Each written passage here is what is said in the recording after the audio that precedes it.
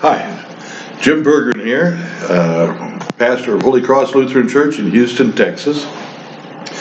This is Easter 6 for May the 9th, 21. Jesus was a man of joy. The psalmist counsels us to make a joyful noise to the Lord, all the earth. We're children of joy, in a faith of joy, led by a man of joy. Worshipful solemnity might be a contradiction in terms, or a misrepresentation of a Christ-like example.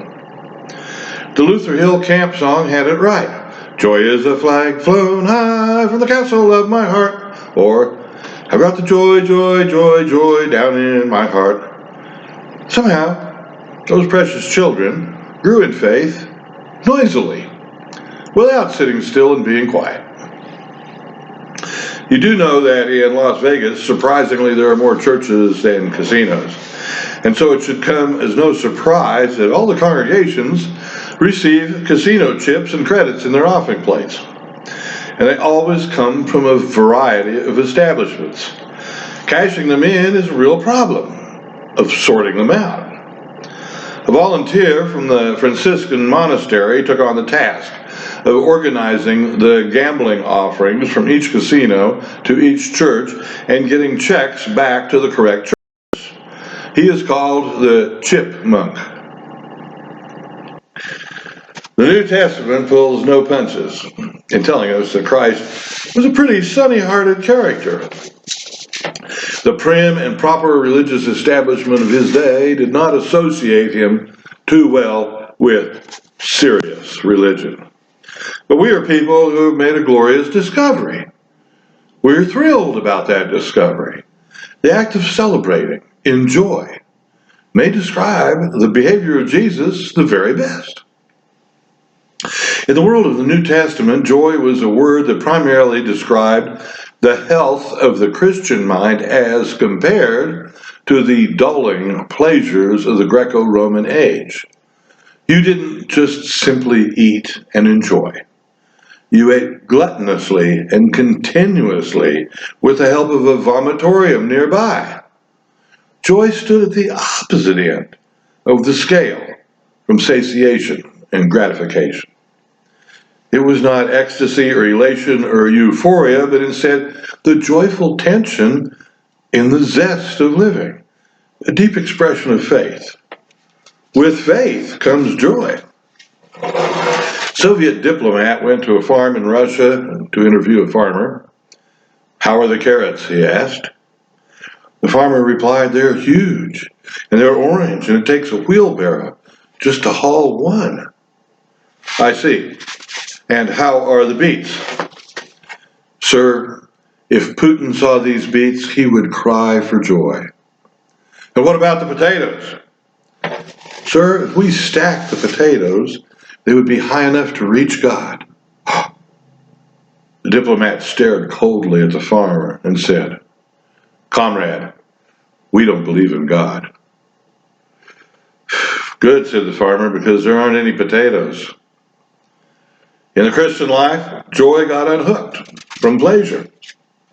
It's possible to experience pleasure with absolutely no sense of joy whatsoever. Pleasure is released from tension, being freed from distress. It seeks equilibrium. Joy, on the other hand, is comfortable with disequilibrium. That's productive. It's not an end, but instead an attitude that leads to greater fulfillment in life. A Christian bonus to step joyfully into life's tensions and full aliveness. Joy is not always happiness, then. There was an old Star Trek episode where they land on a planet and everyone seems to be perfectly happy there. No conflict, no strife, no spirit, no spunk, no spark. It was discovered by the crew of the Enterprise that a computer was programming the whole race without taking creativity or freedom into account, because those things cause tension. When the computer is confounded and disabled by Spock's logic, it destroys itself because it had harmed the race with its joyless control. Captain Kirk gets his report back from the planet as he flies into space. It's just great. We've already had 2 domestic quarrels this morning. The joy of creativity. Joy is a shared feeling. Alfred Adler said that it was the emotion which clearly bridged the distance from person to person. It is expressed in the embrace, in playing together, singing together, in reaching out and sharing. Joy doesn't happen alone. It involves a little risk, sharing, and the relief of letting go together. Adler also commented that laughter is the cornerstone of joy. He felt he could analyze a person's character much more accurately through his laughter than he could through a psychological evaluation. Laughter stimulates the heart. It steps up digestion. It moves blood pressure to a better place, whether it was high to start out with or low. And generally, laughter is one of the healthier things you can do. Laugh out loud. Get rid of poisonous carbon dioxide at 70 miles per hour. My father always counseled me to laugh when I was in pain. I thought that was weird. He claimed that laughing bounced the pain out while sobbing jerked it back in with irregular gasping. I think he may have been onto something physiologically there. Laughter will clear up your pharyngeal tree, expel stale residual air from the bottom lobes of your lungs, and it may be the only exercise your diaphragm gets. If you're laughing so hard your sides ache, it's working. How often do we stifle our joy with a silent but polite chuckle when we could share it with a galloping guffaw?